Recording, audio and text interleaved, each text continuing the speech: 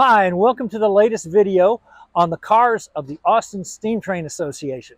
My name is Steve Hanson. I've been a volunteer for the Austin Steam Train Association since 1999. Many of the cars that we use on our trains come from all different parts of the country, from New York, the upper Midwest, and even Minnesota. But this car has a Texas connection.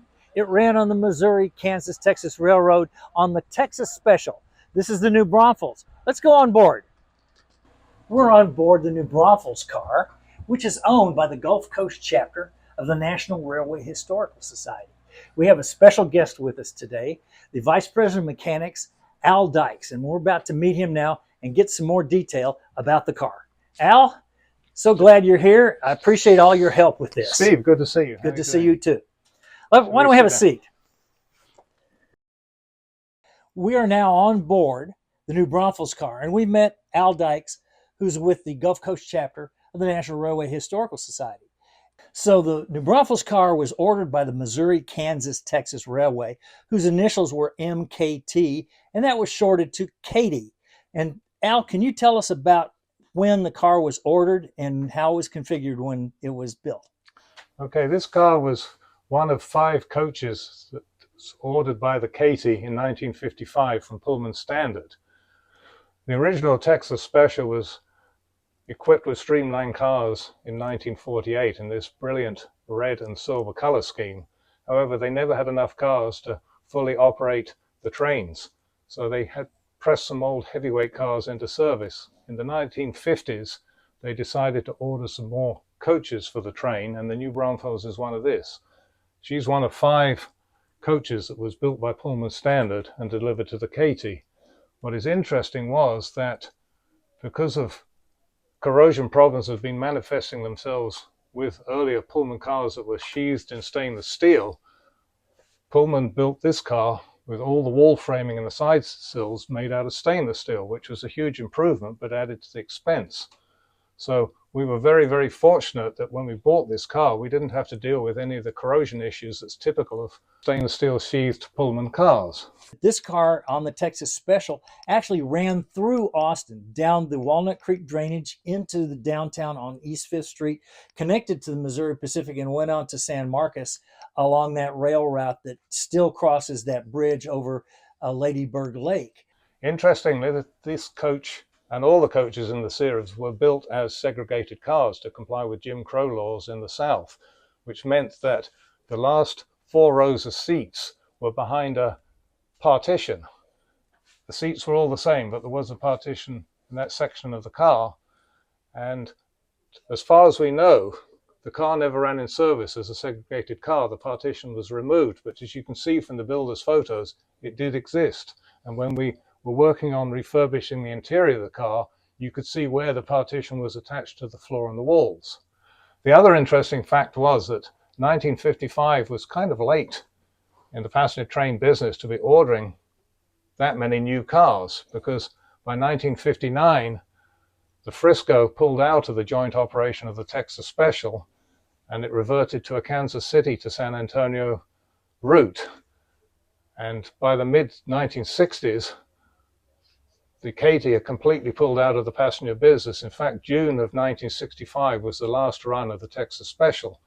And subsequently, the new Braunfels and some of the other coaches were sold onto the Northern Pacific Railway, which the new Braunfels becoming the Northern Pacific number 530, and it operated as Northern Pacific number 530 until the Burlington Northern was formed in 1970, and the car did not get repainted in Burlington Northern cars, but in 1971 it passed on to Amtrak and operated for a year or 2 in Amtrak service before it was repainted into Amtrak colors, becoming number 6452. So Al, when Amtrak got this car, what did they do with it? I understand it was kind of garish. It was very garish. The vestibules were painted a bright orange color. The restrooms, which were originally Formica, were painted orange too and had blue vinyl stuck on some of the walls.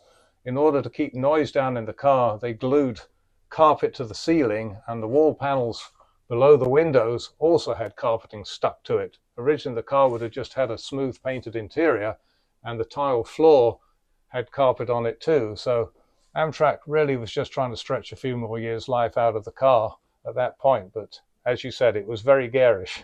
And we, during the refurbishment, did a lot of paint stripping.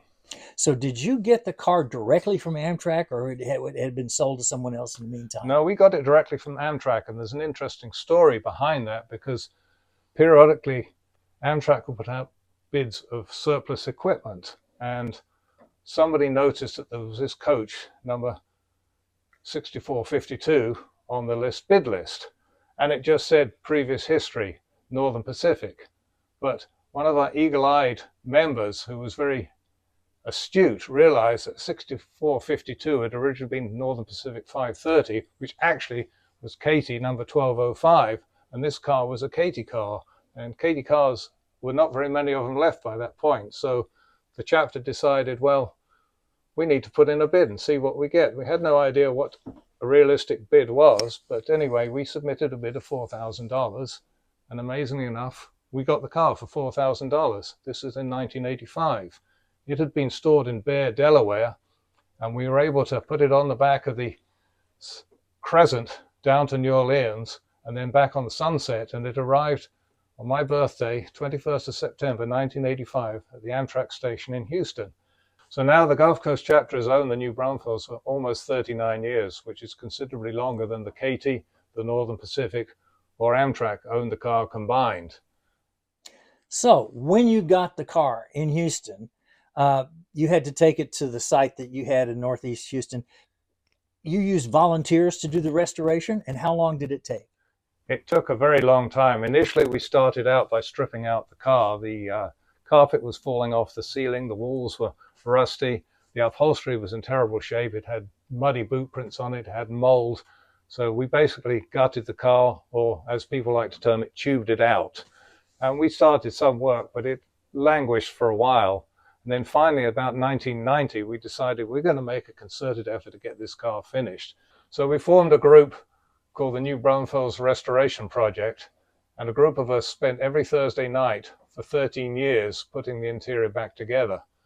In 2016, late Bert Dockel with the Austin Steam Train Association, who was a long-time friend and knew many of us in the Gulf Coast chapter, approached us and said, would we be interested in leasing the car to the Austin Steam Train, because they needed more air-conditioned coaches. So we agreed to do that, and the car arrived here in the summer of 2016, and soon thereafter entered service on the Hill Country Flyer and has been a regular performer since. So Al, I look around the car and I see these very interesting light globes and the luggage racks with the individual reading light switches and the numbering and so on. Are these original to the car? Yes, these are all original. The center lights are fluorescent lights and would have operated on 110 volts DC, and they would have had a little motor generator under the car to provide that 110 volts AC from the 64 volt DC system. The luggage rack lights, these are individually controlled with a switch here, so that at night the people could read or not read, and they're original too. Originally they were incandescent lamps, but since then we've changed them to compact fluorescents, which don't get nearly as hot as the incandescent lights used to. And Al, I understand that there were holes in the doors right underneath the windows. What did you make of that, and how did you resolve that problem? Well, the interesting thing was the original 1948 cars were all named, and they had a brass plaque that was screwed to the doors that had the name of the car to it. Now, as far as I found out from any people knowledgeable in Katy history, these cars never had end-door plaques. However, there were 4 holes at approximately the right spacing on the door that would have had some kind of plaque attached at some point. So I was able to recreate, with the help of my son-in-law and one of the other chapter members, the typeface or the font that was used on the lettering to recreate the name board that said New Braunfels in the correct style of lettering.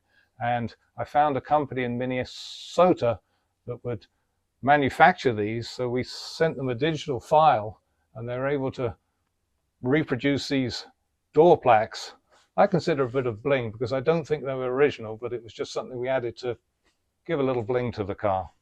Well, we've just heard some wonderful news that the John H. Emery Rail Heritage Trust has awarded the Gulf Coast chapter a grant towards the cost of providing HEP, or head-end power, cabling underneath the new Braunfels car. This it currently doesn't have, so we rely on the generator to provide heat and cool as needed. But the Austin Steam Train Association has been busily working on their power car, which will provide power to the whole train. So HEP is a very necessary thing from an operational point of view. So we're just absolutely thrilled to the John H. Emery Rail Heritage Trust for awarding us this grant. We can't thank them enough. We're so happy to have this car on our train. And I want to thank you for your time today.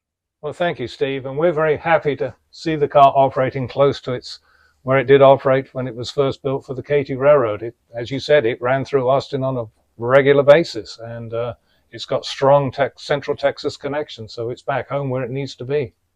So we hope you've enjoyed this video. Be sure to check our website, austinsteamtrain.org, for the latest rides and opportunities to donate or to volunteer. Until the next time, I'm Steve Hanson for Al Dykes. Thank you so much.